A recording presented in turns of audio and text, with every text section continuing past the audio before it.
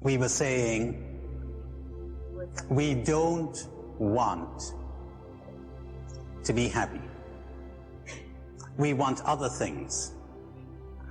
Or let's put it more accurately, we don't want to be unconditionally happy.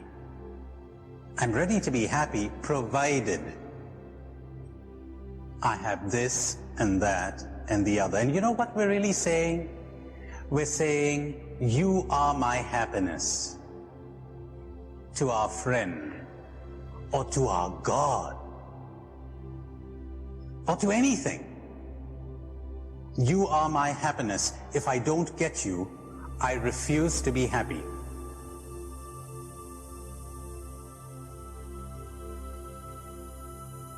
And it's so important to understand that. Yes, give me your name. Jenny. Yes, Jenny.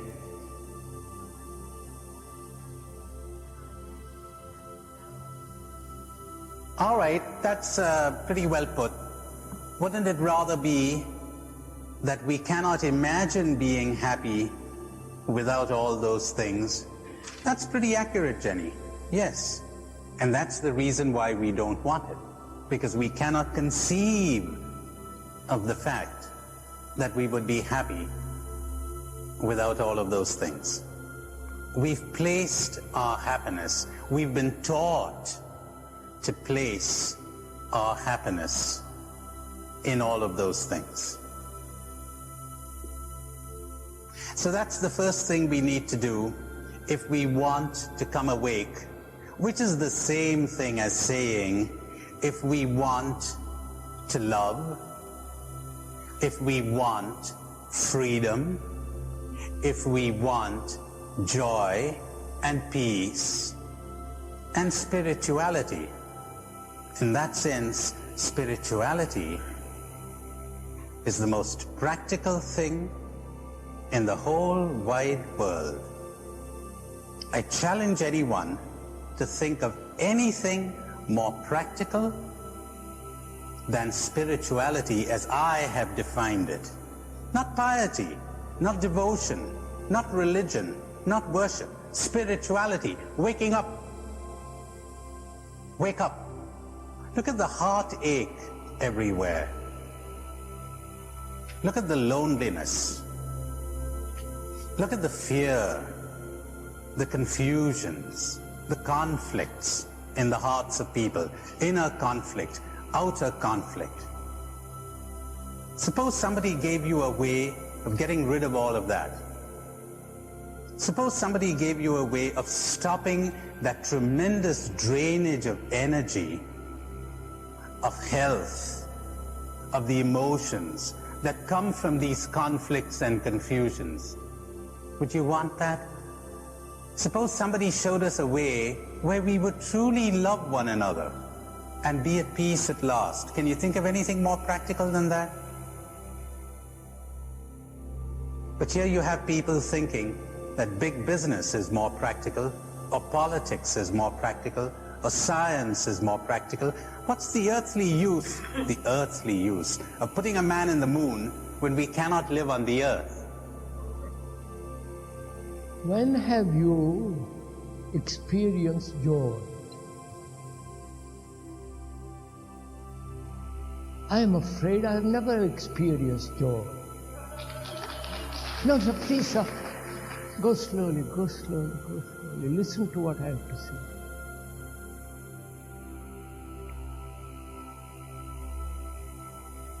When you experience joy, it is not joy, it is pleasure. When joy happens, it happens, doesn't it? Look, you're wandering down the street or in the garden or looking at the sea.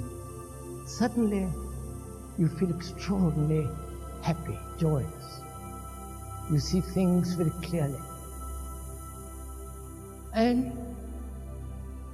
you remember that joy, that experience, and then you want to repeat that experience. Then that becomes pleasure. You see the difference between the two? Joy is not something that you can experience as I experience joy. You know what happiness is, don't you? You know what it means to be happy, don't you? No?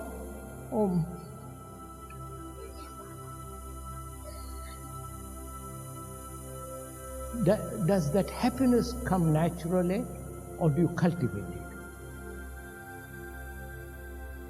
It comes naturally, doesn't it? And it happens. When it happens, you want to cultivate it, don't you? That is the me that says I must cultivate that happiness and therefore loses its happiness. What you want to do? What you want to do?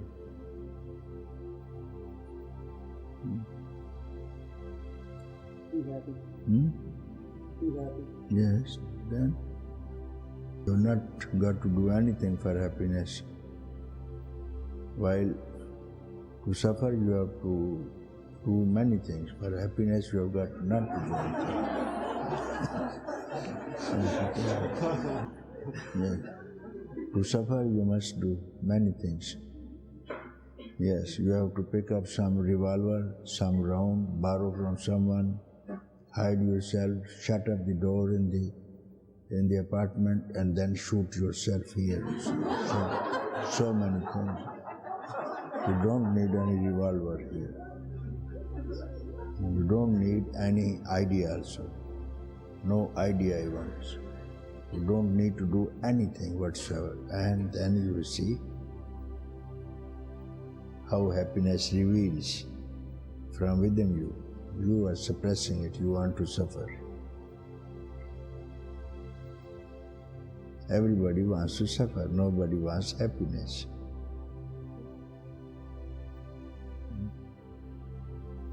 You find out now, don't do anything, don't think about anything. Don't do any kind of activity, not even thinking. In between you tell me what it is. No thinking, not even making any effort.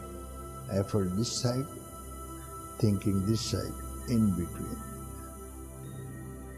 Tell me. No thinking,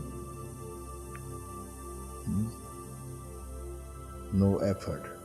Throw them away for 1 minute and tell me what has happened.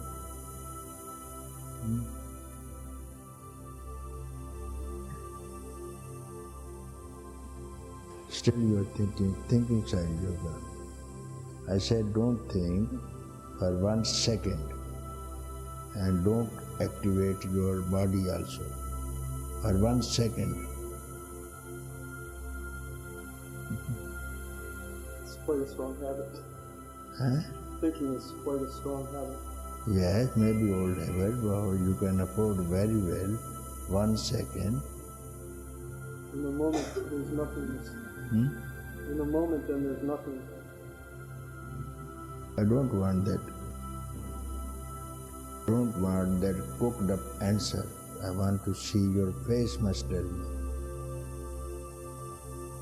Anybody can say, guess, this is mathematics. No. You show your face, not activating, not thinking. Show your face in between.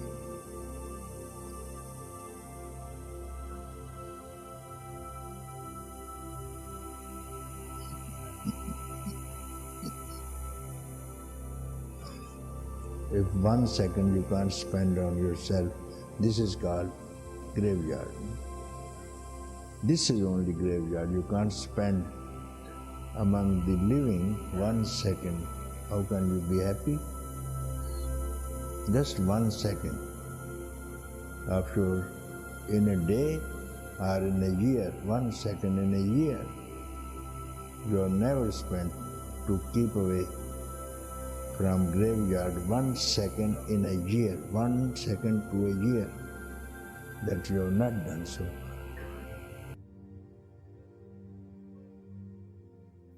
lose yourself. Lose yourself in this love.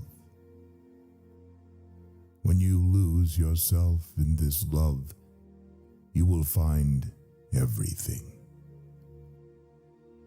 Lose yourself. Lose yourself. Do not fear this loss, for you will rise from the earth and embrace the endless heavens. Lose yourself. Lose yourself. Escape from this earthly form, for this body is a chain, and you are its prisoner. Smash through the prison wall and walk outside with the kings and princes. Lose yourself. Lose yourself at the foot of the glorious King. When you lose yourself before the King, you will become the King. Lose yourself. Lose yourself.